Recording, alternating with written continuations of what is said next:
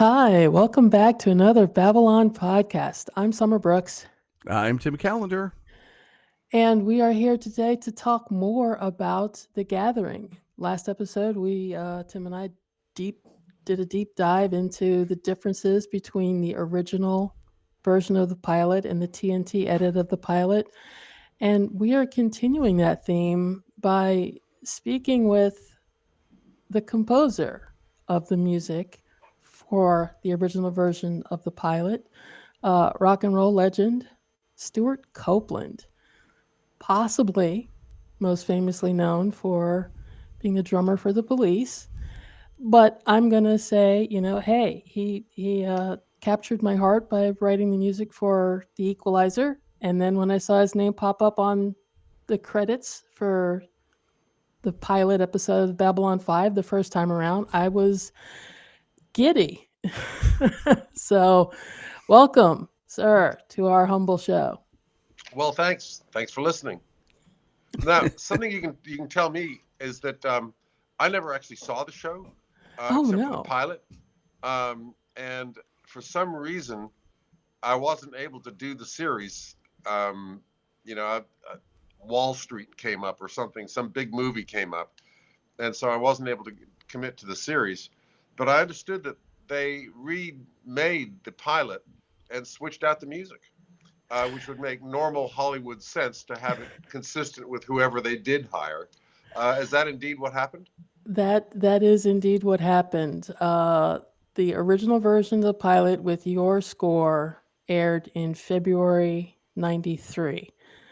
The show went to series in, I believe, the next year, like February or March of '94, on a syndicated network. But then for its fifth season, it went to TNT.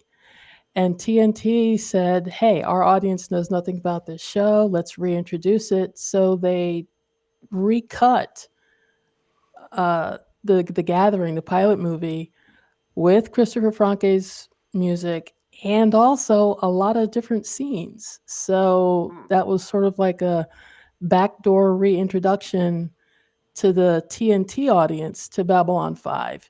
And to my knowledge, the only home video physical media releases of The Gathering that contain your score was a Japanese Laserdisc.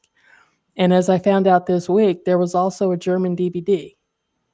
What do you know? Those Japanese will always find something obscure and Oh, make something out of it. It was a they, fun show. I mean, I really enjoyed doing the pilot. Interesting characters and so on. But then I completely lost track of it, and it wasn't until years later that it kind of surfaced as a cult hit, and then as a hit years after its time. So I kind of lost track of that one. That's Yeah, one that got away. it's interesting because one of the things amongst Babylon 5 fans is it was notorious because it was syndicated. It was at the mercy of the local programmers, so it wasn't necessarily a show you could set your VHS to at 7 o'clock on Fridays and record it. You'd had to every week keep track of where it would be airing, and sometimes it would show up at like 3 a.m. And You know, part of the this is the kind of thing I think that actually solidifies the fan base. Their commitment. They have to pay. They have to experience pain to see something, which just deepens their loyalty to the show. you have it in a nutshell, sir. That's exactly what it is. You would know a Babylon 5 fan because that would be part of the conversation. Well, when did you catch it? Yeah, it was moving around all the time. So yeah, it like you say, it was a cult show because if you wanted to see it, you really had to work to see it. And without going into all the details of the shenanigans at Warner Brothers, the fact that now it's available on Amazon for streaming is a really important thing for the legacy of the show because now it's easier for new fans to discover That's it. going to ruin it. That's going to ruin it. I mean, because people uncaring, boobs, people with no respect, people with no appreciation for the dues that had to be paid. You know, people like me, for instance. I could just go ahead, I could just go click on it and watch the darn thing. I mean, it requires no special initiation, nothing, no hazing to join this community of Babylon 5 viewers. It's not right. The loss of the secret handshakes. Yes. Yes, or rather, with the Babylon 5, the secret tentacle entwinement. So how did you get the assignment in the first place? How did I get the gig? Well, my agent Yeah. called their guy, or their guy called the agent, and they said, "You got to hire Stewart," and I said, "I accept." That easy, huh? Well, that's why I don't do film scoring anymore, is because it is a rat race, and the work is really fun. Putting music to picture, particularly something like Babylon 5, which had amazing images to work with and a cool plot and so on. But the business of it is very rapacious, and I just couldn't stand it. I retired from that about 20 years ago now, and I do the same work, which is music and drama, but in the service of opera. The pay sucks, but the art is great, and I don't have the Disney rat kingdom breathing down my neck.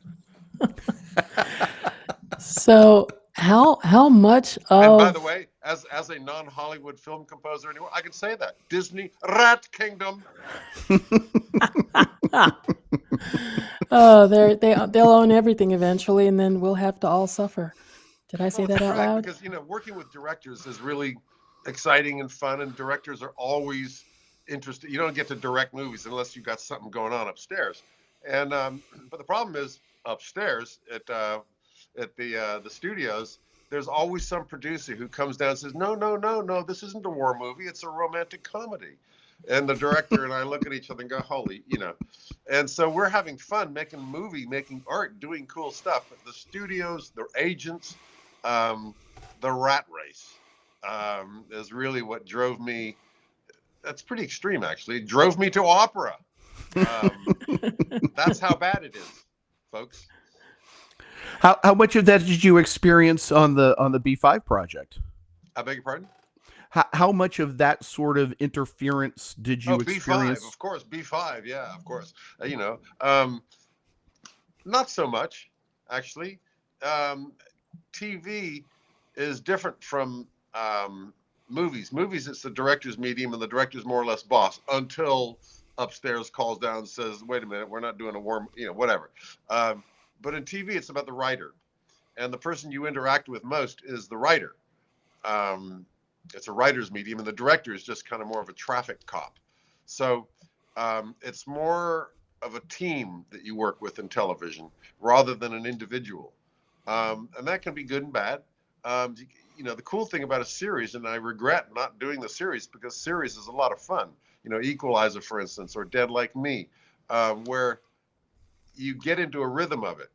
And you know what they want, they know what to expect from you, and you get your show every Tuesday. The show arrives, the episode, and you ship it Friday. Whether it's any good or not, you haven't got time for that. So it's just churn and burn, and that pace, interestingly, produces great artistic results. Some of the best music I ever wrote was for Spyro the Dragon, the game, where I just had to write incredible quantity of music, and weirdly, that pressure, some of the best 3-note tricks, some of the best bass lines, some of the best chord progressions came under that duress. So TV series are a lot of fun. And by the way, every Tuesday you get a show. And, so that's what happened. Kind of watch the show and think that's cool. And they give you a list of what the music needs to accomplish for the episode. Okay, here it looks like a love scene, but actually we need to know that there is danger lurking. Okay, I put in the danger. So that's my contribution to any show. What's your process for composing to a show? I mean, what does that look like? You get the episode in, you get the shot list, and then do you approach it from a linear? What I get is what's called a spotting list, and the sound effects guy gets a spot list, and a composer gets a spot list, and it's your list of things that the movie needs you to give them. Right here, starting when she looks over at him, I need to feel the tension. And then by the time we get to this SMPTE number, this address, this hour, minute, second frame, SMPTE address, by the time we get to there, we want to be out of music and let the audience think about that. You know, I get just a row of instructions. When I'm making a movie, I do the spotting session with the director, and we both discuss the requirements of the director and his emotional needs for the scene. But in television, no one's got time for that. They just send, you know, they cut the director, the traffic cop, cuts the show. They actually, it isn't even the director that cuts the show. The editor cuts the show, and they look at it and say, okay, we need music here, here, here, here, here. It needs to do this, this, and this, and they just send me the episode with a list of music that they need. And it's interesting that they, I don't know about Babylon 5. They probably have a longer lead time because of special effects and so on. But in, say, Dead Like Me, they're shooting about 3 episodes away from what I'm scoring. So the audience is watching the show while they're still writing about 4 or 5 episodes down. They're writing, finding locations, casting, then they shoot it, and they're about 3 episodes out. And then they get scared, and fortunately, there's a big football game, so they get preempted. So they get knocked out. They got a weak breather to catch up. And they make decisions kind of based a little bit on what the audience response is, which is much more clear for the producers nowadays with social media. But they're keeping an eye. For instance, one day with Dead Like Me, the producer comes in for the show and tell, and he says, you know, we're going to kill the dog. What? The family dog who we all love? Yeah. The audience are going to hate it, but it's going to be beautiful. And it was beautiful. I wrote some beautiful, touching music. Because the dog, of course, dies. But the movie, the series was about the Grim Reapers who go out and they take people's souls when they die, a comedic, violent death. They take their souls into the next place, and that's what the series was all about. And so the dog joins them. It's actually a happy thing that one of the Grim Reapers, this girl, who's the central character, she gets her dog, and they're reunited. But I mean, that's just an idea that the producers came up with mid-series. So with Babylon 5, how much of the movie did you see? How much of it was what inspired you to make that tone, that sound for that show? All of it. Sometimes with a lot of special effects, you see before they finish the special effects. So you see the special effects in their underpants, as it were. I once did a Mountain Dew commercial where it was a takeoff on Crouching Dragon, Lurking Tiger, or whatever. Yeah. And they're doing these incredible aerial stunts. They're sword fighting while flying through the air, leaping off buildings. And so the version I got, they hadn't finished the special effects yet. So I'm watching the actors do their thing with their lines holding them, their elastic lines holding them while they spin and everything like that, so I can see the ropes. And in fact, it's more impressive when you see the ropes, because you realize those guys are actually doing that. Okay, they got ropes, but wow, even with ropes, that's pretty incredible. And so then when you watch the thing at the end, you just say, oh, they're flying through the air. You don't care. But when you can actually kind of see how they're doing it, sometimes it makes it more dramatic. Sometimes it has more impact. Not for the drama of the movie that you're supposed to be caring about, but just as a oh, that's cool. Did you produce all the music for the Babylon 5 pilot yourself? Did you, with synthesizers or anything? You had no other musicians or an orchestra that you worked with to create that? I haven't got time for that. It's all done with samples and synthesizers, produced by my humble self and my engineer, Jeff Seitz. Between the two of us, we did all of Equalizer, all of Babylon 5, that episode, all of Dead Like Me, all of, Spyro, just pretty much just two of us in the room. To your knowledge, has any of the music you did for Babylon 5 been available for people to buy, either as an EP, digital, bootleg CD? I guess you got to go to Japan.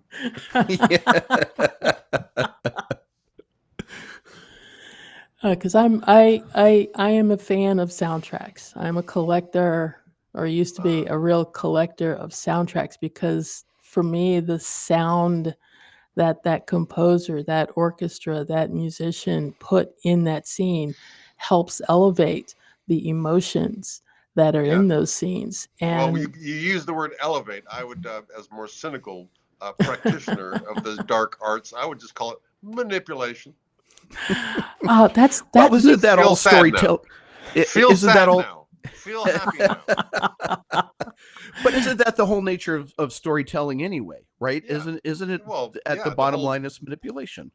The whole schmear is emotional manipulation. Tolstoy, Shakespeare, they're messing with you. Yeah. Because if they're not messing with your emotions, let's go read the Wall Street Journal instead. Nah, it's too boring. Talk about manipulation. Yeah, really. No, that's much more important kind of manipulation there. They're manipulating your money. Yes. Do you ever go back and revisit any of your work from that time? Not really. A weird thing is that I've discovered is that the mission, the purpose, is the journey, not the destination. And once I've finished an album, I just don't listen to it again until maybe years later. I'll hear it on the radio, or I'll, for some reason, looking something up. I need to. What did I do with that? I'll just, it's not bad.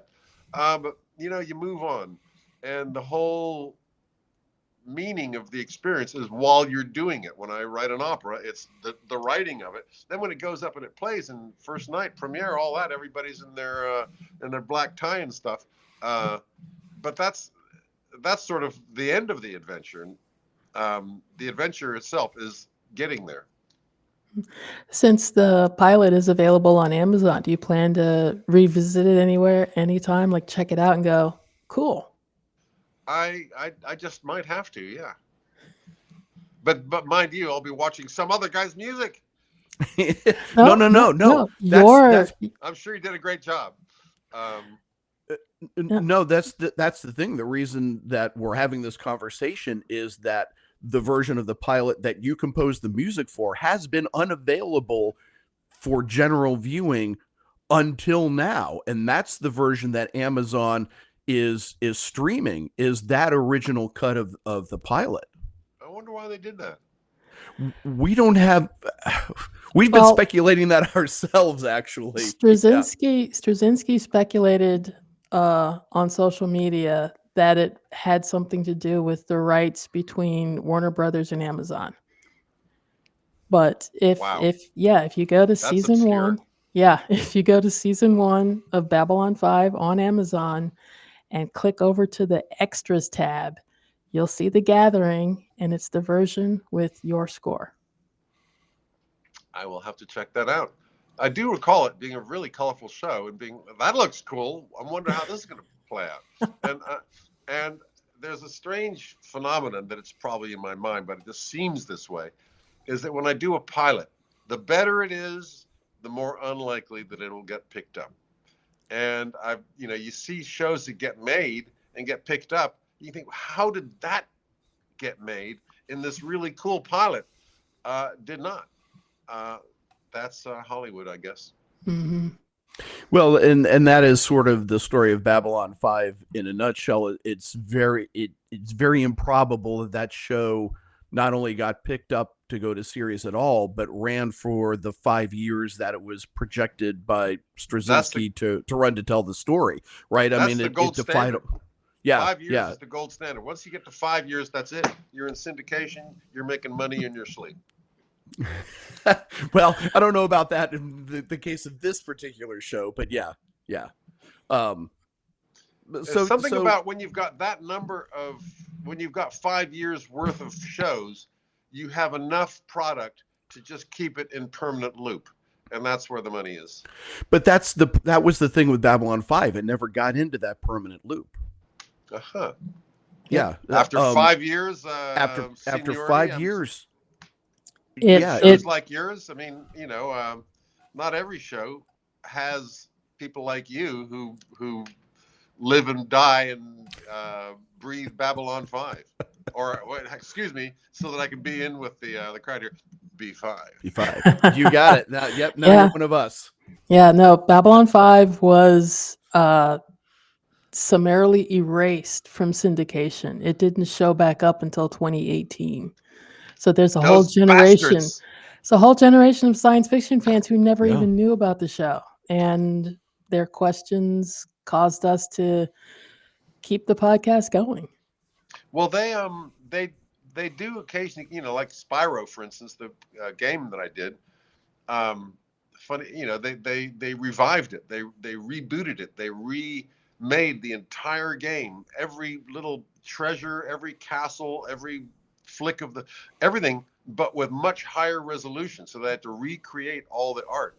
And with Babylon 5, I guess it's one of those things where it just kind of a zombie returns to life, and there's some screenwriter trying to sell a new show that he's writing, and old Babylon 5 rears its ugly head and takes his slot. The Spyro thing happened really by happenstance, where my kids go to a school in West Side Los Angeles, and every year they have their fundraiser where they get and on the West Side, everybody's kids got to go to one of these 4 or 5 schools, and for the fundraiser, the dads, any musician dads have to form a band and play the gala event. Well, or make a donation of some kind. Well, I donate a drum lesson because I'm a cheapskate. And I get this, some dad shows up with his kid, and who's never heard of me, but his dad's all wants to hear war stories, And one year, it's not a kid, it's a guy with no kid. And he comes in, he wants a drum lesson for himself. And he's kind of I don't know who he is. He's kind of a wealthy looking guy, obviously sending his kids to this expensive school, and he sees my Spyro the Dragon platinum disc on the wall. He says, "Oh, you have good fun with that?" And I said, "Yeah, I had good fun." And I went into my spiel about how, orchestras around the world, the Atlanta Symphony, the Vancouver, whatever, they're playing game music now. And I'm trying to find who owns the copyright for Spyro the Dragon, so I can do an orchestral version of this. He said, "I can help you with that. I own it. I am the CEO of Activision." Nice. Wow. And he said, "Now that you mention it, hey, why don't we reissue that game?" Which they did, pretty spectacularly. And so Spyro the Dragon, that's a real cult there. Boy, Yeah. that is a deep, deep cult. A whole generation, an age group, a bandwidth. They remade it really well. Nice. Very nice. I also like to talk about how there's a connection between Babylon 5 and the Equalizer beyond just you. Really? Yeah, there's a spin-off of Babylon 5 called Crusade. And one of the leads in that show was Peter Woodward, Edward What do you know? Woodward's son. And they were actually in an episode together. And when I saw that episode that had Edward and Peter, I was totally geeked because, like I said, I'm a huge fan. Is that a verb? You were geeked? I was geeked. That is a very common verb. I'm in my 70s now, but I require conversations with youngsters like yourselves to keep me current, so that I can occasionally talk to my children and say, "Hey, man, I was totally geeked." There you go. Yeah. You're set now.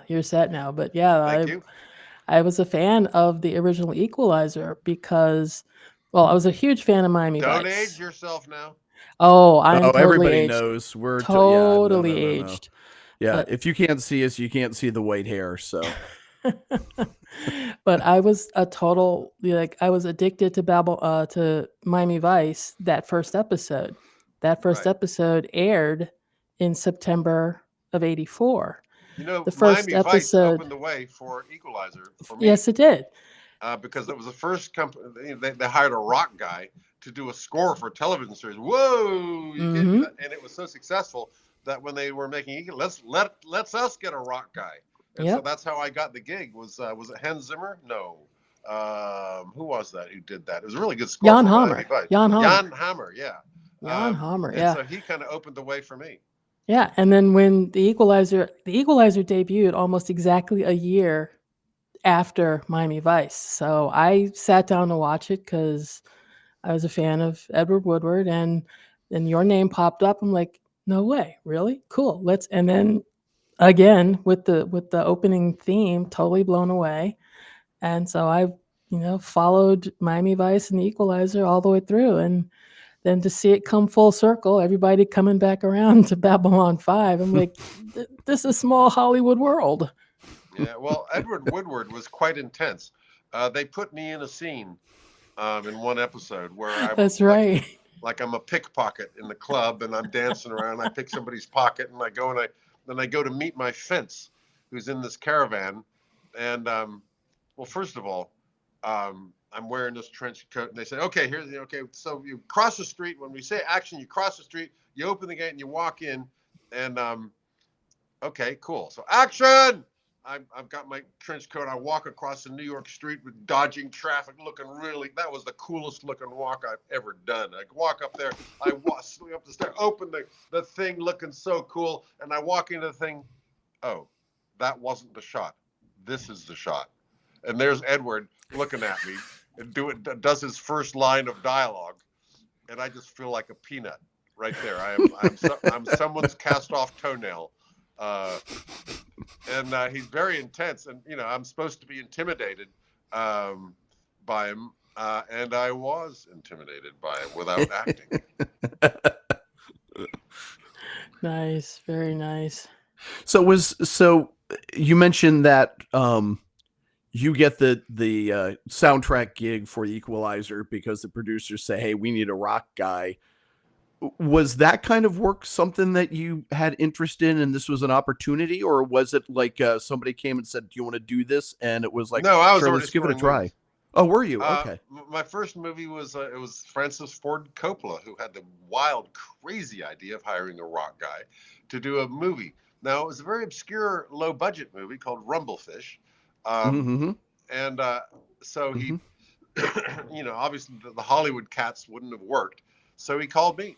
In fact, he called several composers.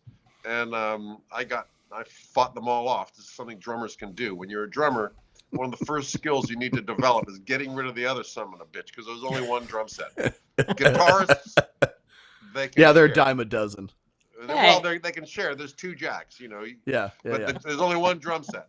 Yeah. And so I nuked all the other competitors and got the gig, and that did well. I got a Golden Globe nomination, and because I didn't know what the hell I was doing, I had to make it up for myself. Equals revolutionary. That's not how you're supposed to do it. That's how you're supposed to don't do it. But it was so off the wall that it kind of changed things in Hollywood. The other thing about it was that I did it all myself, and while doing that, in those days, they would say, "So when's your date? When's your scoring date?" What are you talking about? I'm in the studio for a month. Well, when's your scoring? My scoring date is the month of February. And then, because the way they would do it is that they write it, and then they orchestrate it, and then there's a date where the orchestra plays the whole thing in one day. But that I'm a studio rat, and I was overdubbing and working and massaging and working with Francis, and Francis loved that process because on that studio date in an old-fashioned style, it's a very nervous day. They got all their money. They got the studio, they got the orchestra, they got the whole schmear. I hope you like it. Whereas working with it and developing it like that was, Francis loved that. He would come in every 4 or 5 days. Like, sounds great. I promote you to sergeant. And he could interact with it much more than the date. Mm-hmm. How's the technology changed for you for composing from then to now? I mean, we all know that the digital revolution has advanced and changed how we do it and what we do it. But for you as the composer, as the musician, has it made things easy? Has it made it harder? Has it impacted your workflow? the technology has made it easier to do the job, but unfortunately, it has also made it easier for them producers to change their mind. In olden times, when a film is locked, it's locked, and that's the point where the sound, the composers, the sound guys, the dialogue guys, all the people who build the sound of the movie, they don't even start until the film is locked, because if they add a few frames to the movie, everything goes out of sync. And in those times, they used to have giant machines. Even the sound was on celluloid with sprockets. And they said, okay, roll tape. Okay, stop. Okay, rewind. And it was very cumbersome and laborious. And so when a film was, so now with computers, they can add 5 frames to the scene, which means the music don't work no more, because now it's out of, 5 frames is a lot. You can see that everything's out of sync. But they can, because the composer can. The composer, oh, sure, I'll just stretch that bar. Because you can means that they will. Mm-hmm. And so the movie nowadays, for the film composing, and my heart bleeds for them since I'm not one of them, is that the movie is a moving target. And you can deliver your score, and then they come back and they say, well, we decided to cut the scene. We're going to make it a little faster. Oh, great. I've written, a 2-minute cue for a scene that's now 1 minute, because they can. Mm-hmm. Wow. So how was that different than for composing an opera? Oh, opera, very different. You see, as I said, the television is the writer's medium. The writer is God of everything. In film, the director's medium. The director is God of everything. In opera, it's the composer. And the reason for that is because most opera is by Mozart, Verdi, Puccini, and so on. They're all dead. And so the common, a common scenario in opera is the conductor arguing with the director. No, Mozart wanted it faster. No, I believe it says in this version of the score here that he wanted, and they spend a lot of time arguing about what the composer wants. Well, I can help them with that. I walk into the room and I can resolve that debate very quickly. I'll tell you what the composer wants. And so the whole deal, the whole schmear is about what the composer wants. And so that's why I have so much fun in it, because I get to be the boss of everything. But it's the same job. It's the same job. Driving the emotional impact of a story. And without that emotional impact, you got nothing. The facts on the screen or on the stage are nothing without you caring about them. And that's why they pay us the big bucks as film composers, to make you care. Because if you run the scene flat, dry, it's just, who cares? Caring. In fact, our contribution gives the audience almost equal or more impact than the dialogue, because it can negate what you're seeing. It can say, don't believe your lying eyes, believe my shit cord. He may be handsome, she may be pretty, the moon may be shining, and he says, I love you. He's an asshole. Here's the minor chord. Yeah. Nice. What is it about music, do you think, carries that? I know that's a huge. Music goes straight to your emotions. It doesn't deal with your brain. It bypasses your thinking, logical, smart brain. No, go right past that to your emotions, and that's why it does that, because it dodges your discerning, calculating part of your brain. It goes straight to whether you give a shit. So are you working on any games or operas now? Yeah, I'm on an opera now, which is top secret. I'm just superstitious about mentioning things until a certain threshold. Yes, I'm deep on it. Excellent. Well, I'm also doing this. There's a Spanish company doing a documentary of my humble life that I'm helping them with, and various projects. But mainly, this opera is just dominating my world nowadays. And I wish I could tell you about it, because it's very cool. We look forward to it. Yeah, we will keep abreast of that, and when you can talk about it, hopefully we'll spread the news. We'll help spread the news. Stewart. Thank you for sharing your insights and your Your remembrances, I and we love do it. appreciate your that. I'm very flattered that you're searching for the word. Let's see, dickhead. no. I was going to say Twat. very. I try to put it Idiot. delicately myself because I am That was accustomed tense to. for a minute there. That was a very tense little pause No. Yeah. I because myself it could tend to go be either very. way. I tend to be very blunt and direct, and some people don't like that. I do. I appreciate it, Well, and I'm honored to have stumped you for an adjective for just a few seconds there. just a few. Yeah, and I admire that in return. So again, thank you, and for sharing what you remember about doing Babylon 5, and I hope those memories are still fond when you go back and rewatch it, because now you Yeah. can. It's been like literally 14 30 years. years. Yeah, 13, Yeah. 14 years since anybody's been able to see it on streaming. So Yeah. I'm Well, it's much encouraging longer people. ago than it was made. Yeah. How long ago was that episode made? We're talking 30 30 years. years. 30, Yeah. Mm-hmm. 32 years. Yeah, Mm-hmm. February 1993.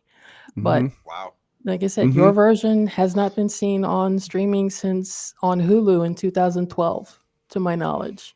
Yeah. So now that it's out there again, I'm telling people to go check it out because it is a different way to experience the pilot. And it's, to me, Well, it what do you just think? deepens. The changes they made to the story, the extra scenes, did they help? Did they make it better?